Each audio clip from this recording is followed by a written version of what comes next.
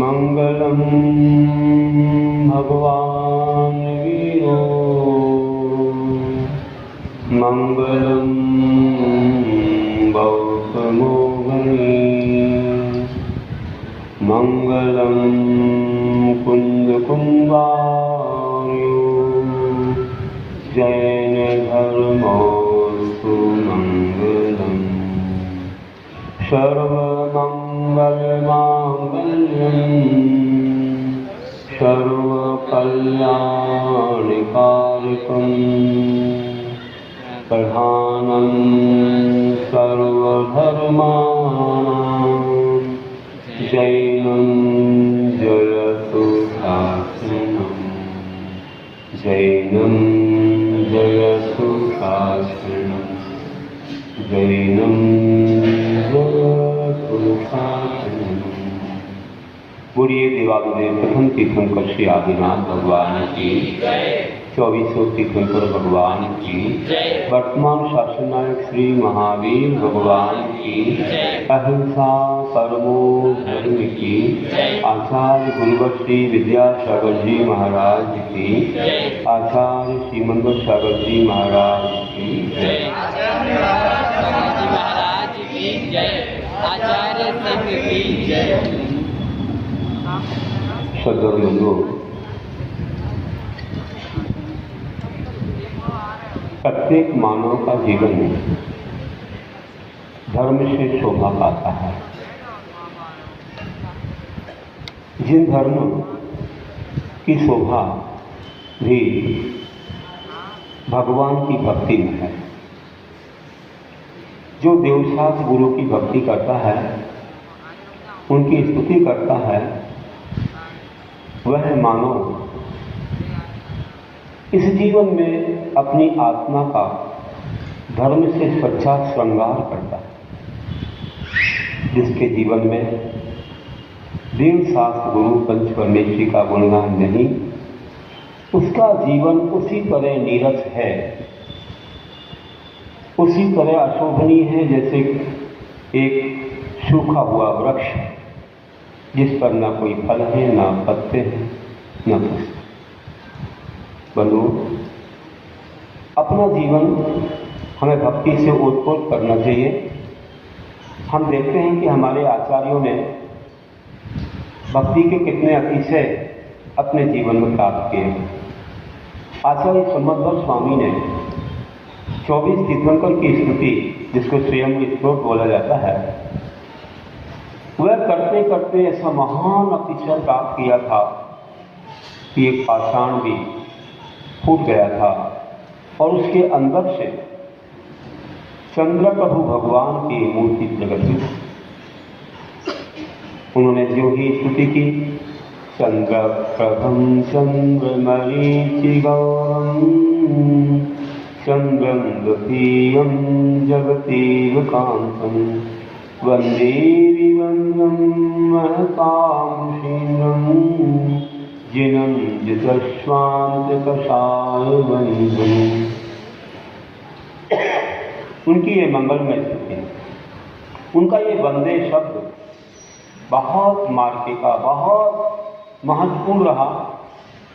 जो वंदे शब्द आया और चंद्र प्रभु भगवान की मूर्ति प्रकट, इस कटक मणि में जैन धर्म की जय जयकार हुई। अन्य मतावलंबी वह राजा भी जिन धर्म का अनुयायी हो गया, भक्त हो गया और उसे ऐसी श्रद्धा से सम्यक की प्राप्ति हुई।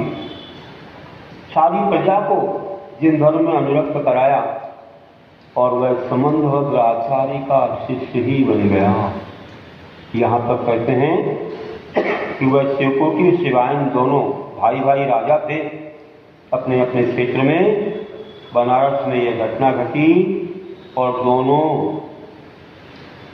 समंतभद्र महाराज के शिष्य बन गए। जब वे आचार्य हुए उनके चरणों में उन्होंने दीक्षा भी धारण की है, ऐसा भी कहते हैं। बताइए कितनी बड़ी महिमा भगवान की स्तुति की। और भी देखो, आप धार नगरी को जानते हो, वहाँ पर भोजशाला है। एक बार लोग हमें दिखाने ले गए थे जब हम गुजरात से बिहार करते इंदौर की ओर आ रहे थे।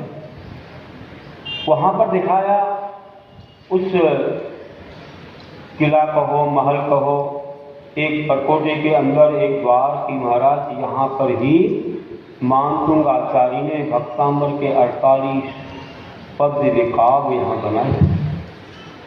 और राजा ने जैन धर्म की शक्ति भक्ति की महिमा बतलाने को कहा था और उन्हें 48 उन कोठियों में दरवाजे के अंदर 48 जंजीर तालों के अंदर बिठा दिया गया। कहीं उनको कैद नहीं किया था, ये तो जैन धर्म की महिमा बतलाने के लिए किया था। और उन्होंने कहा बिल्कुल बतलाएंगे। और भक्तांबर स्तोत्र को उन्होंने पढ़ा, एक एक पद्य पूरा होता गया और एक एक ताला और जंजीर टूटती चली। ज्यों 48 हुए पूरे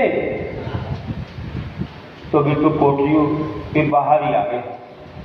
इतनी बड़ी महिमा हुई, अतिशय हुआ। और राजा ने कैसे जैन धर्म की प्रभावना की, आज भी स्थान प्रसिद्ध है।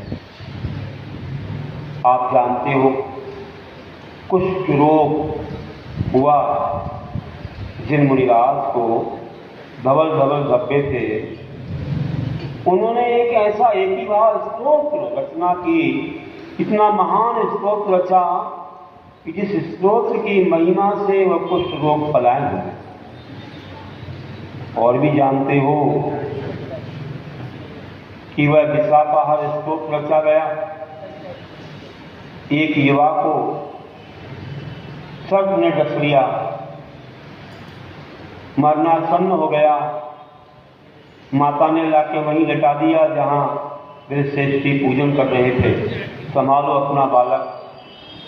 अरे भगवान कहीं नहीं जाएंगे, मंदिर कहीं नहीं जाएंगे, और बालक चला गया तो वापस नहीं आएगा, आप चिंता कीजिए। उन्हें कोई परवाह नहीं की, वे अपनी पूजन में मस्त रहे। वे जानते थे मेरा पुण्य बढ़ रहा है, तो इसी से सब रक्षा होती है। कर्म कट रहे हैं और उन्होंने अपनी पूजा संपन्न की। और फिर एक ऐसा स्तोत्र रचा, विशापाहार स्तोत्र, उन आदिनाथ प्रभु की स्तुति के रूप में है, बताते हैं। तो वह रचा और रचने के बाद उसकी क्या महिमा हुई। गंधोदक तो दिया ही था, लेकिन स्तोत्र की महिमा से उसका विष उतर गया, उठ के बैठ गया। विचार करो, ऐसे कितने ही उदाहरण अपने जीवन में देखते हैं कि भक्ति के अनेक अतिशय जीवन में नजर आते हैं।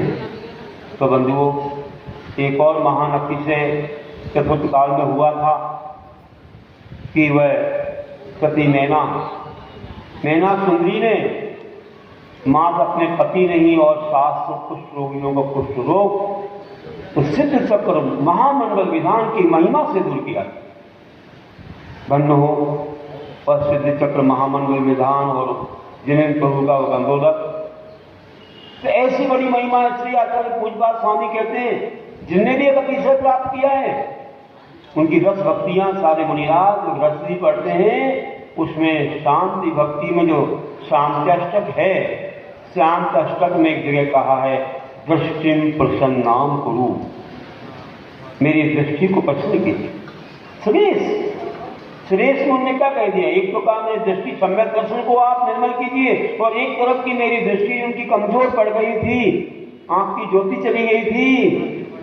सुरेश ने ये भी कह दिया कि यह ज्योति अगर प्राप्त होगी तो मैं और भी जिन धर्म की प्रभावना करूंगा। और जो ये दुष्यंत कृष्ण नाम कुरु शब्द आया, ये पंक्तियां आती ही उनकी दृष्टि आ गई और बहुत बड़ा अतिशय हो गया।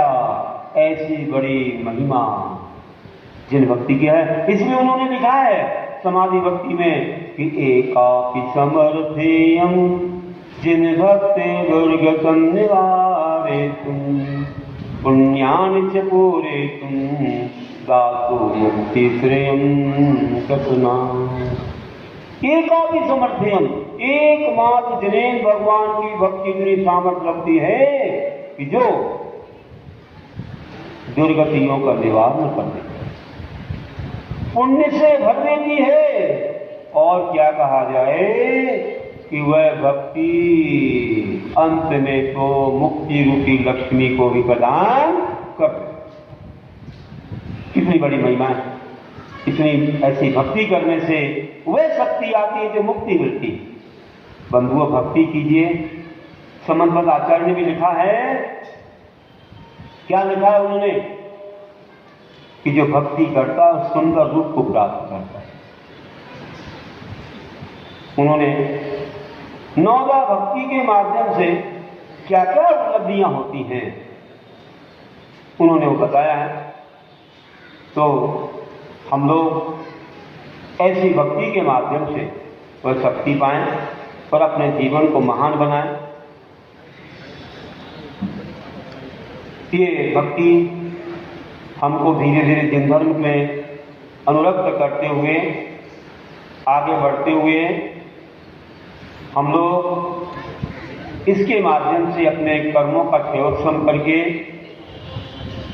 सम्यक दर्शन के साथ अनुव्रतों को धारण कर सकते हैं, प्रतिमाधारी बन सकते हैं। आगे बढ़कर के फिर हम दीक्षा भी धारण कर सकते हैं और दीक्षा के माध्यम से अपने कर्मों का क्षय करके हम मोक्ष के द्वार भी खोल सकते हैं। ये भक्ति हमारे पुण्य को बढ़ाती है और हमारे जीवन में अनेक लाभ, निरोगता और वैराग, त्याग, नियम, संयम सभी में वृद्धि करने वाली है। इसलिए कभी भक्ति को मत भूलना। मुनिराज भी 3 बार भगवान की स्तुति करते हैं। 24 तीर्थंकर के गुणों का गान करना स्तुति है और एक तीर्थंकर के गुण का गान करना वंदना मानी जाती है। मुनिराज 3 बार अपने सक आवश्यकों में समता, स्थिति, वंदना, प्रतिगुण, प्रत्याख्यान काव्यस्वर करते हैं। तो इनमें 3 बार करते हैं।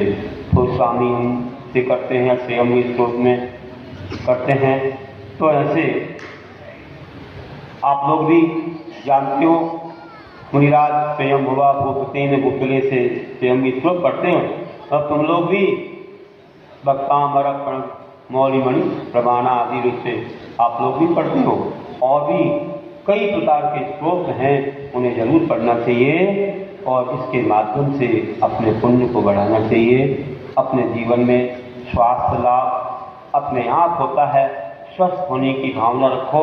आत्मा अपने आप में स्वस्थ हो जाए, अपने आप में लीन हो जाए तो क्या से क्या होगा। नौदा भक्ति भी एक भक्ति है। दान देने के लिए आचार्य समन्वत स्वामी ने कहा कि दान कैसे दिया जाता है, कि दान देना बहिया व्रत है और बहिया व्रत का एक नाम उपासना भी है, परिचर्या भी है। और इसी प्रकार इसके कई नाम, सेवा और भी कई।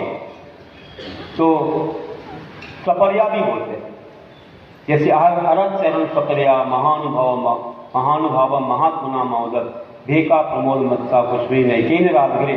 राजगिरी नगरी में एक कुसुम के द्वारा एक मेंढक ने भी जो समुद्र में जा रहा था, जिन्हें भक्ति का फल पाया, स्वर्ग पाया। मैंने कथा सुनाई थी कल। तो आप ध्यान रखिए, ये भक्ति बहुत बड़ी शक्ति रखती है। और उन्होंने कहा कि भैया व्रत करना हो तो दान से करो। दानम भैया व्रतम धर्माय तपोधनाय गुणनिधि अनपेक्षितो विचारो तप्रेम ग्रहाय विवेने। दान देना भैया व्रति है। किसको देना? कपि जिनका धन है, गुण ही जिनकी निधियां हैं। जो ग्रह से रहते अग्रहाय हैं, जिन्होंने छोड़ दिया है घर, उनको वैभव के साथ, वैभव क्या है? नवदा भक्ति सप्तगुण, ये वैभव हैं। तो ऐसे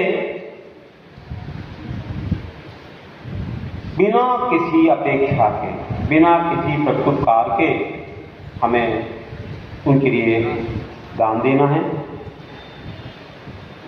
और वह वैभव क्या है?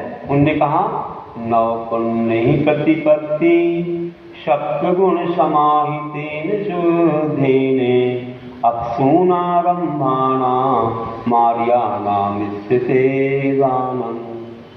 दान कैसे दिया जाता है? दानम भैया व्रत है तो कैसे देना?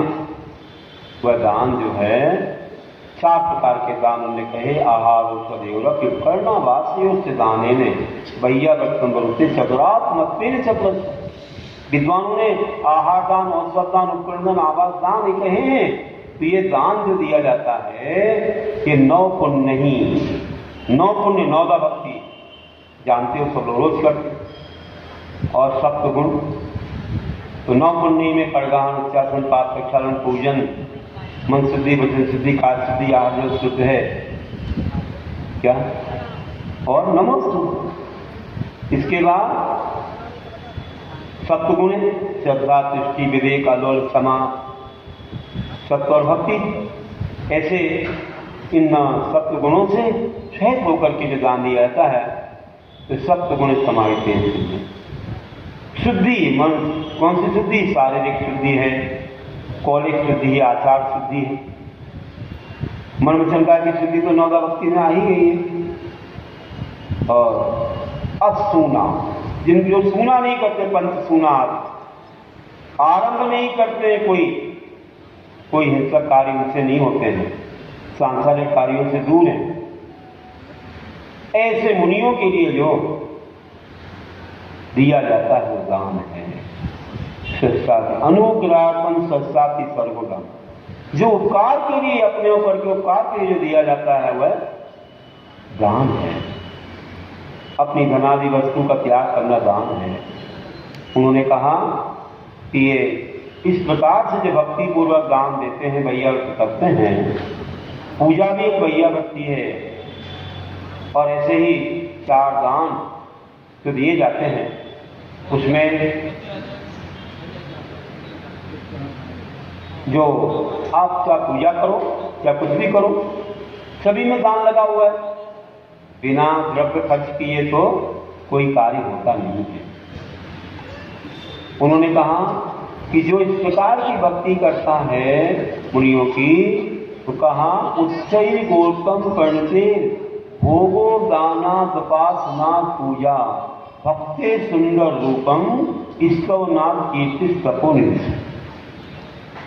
कई जिनकी निधियां ऐसे गुरु के लिए जो प्रणत मतलब नमन करता है वो उच्च गोत्र की प्राप्ति करता है, अच्छे जैन कुल में जन्म लेता है।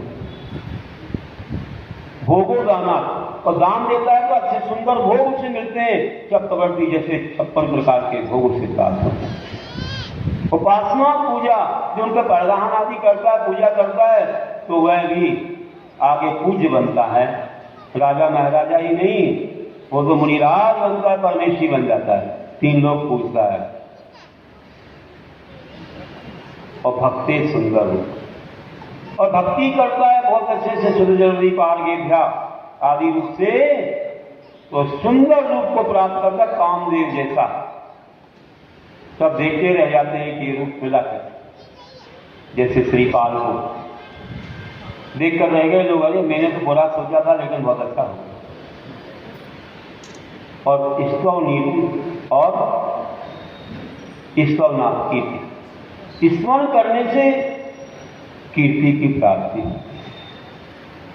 सब जगह उसकी कीर्ति फैलती है, बिना फैला उसका यश फैलता है। देखो हमारे तीर्थंकरों ने कैसी स्थिति की होगी, उनका यश पूरी 3 लोक में फैलता है। देखो गुरुओं का यश कैसे फैलता है, ये उनकी स्तुति का परिणाम है। बंधुओं, ये स्तुतियां जो तुम लोगों ने गाई हैं, जो मंगलाचरण किया है, ये बहुत मंगल रहा है। मंगलाचरण मम पापम गल गालपति मंगलम जो पापों को गलाए वो मंगल है, वो मंग सुखम लाती गलाती थी मंगलम, जो सुख को प्रदान करे वो मंगल है। इष्ट देवता हमारे वीतरागी, उनको नमन करते हो, उससे तुम्हारे पाप गलते हैं। केशव पंच नमो यावो सब पाप प्रणाशनो मंगलम सर्वेशम परम भोरी मंगलम, आप तो बोलते हो। ये पंच नमस्कार मंत्र सब पापों का नाश करने वाला है। और हमारे आगम में भी कहा है, बड़े बड़े सिद्धांत शास्त्रों में भी कहा है कि भगवान का मंगल करने से, उनका दर्शन करने से शुभोपयोग होता है, उनकी स्तुति भक्ति करने में शुभोपयोग होता है।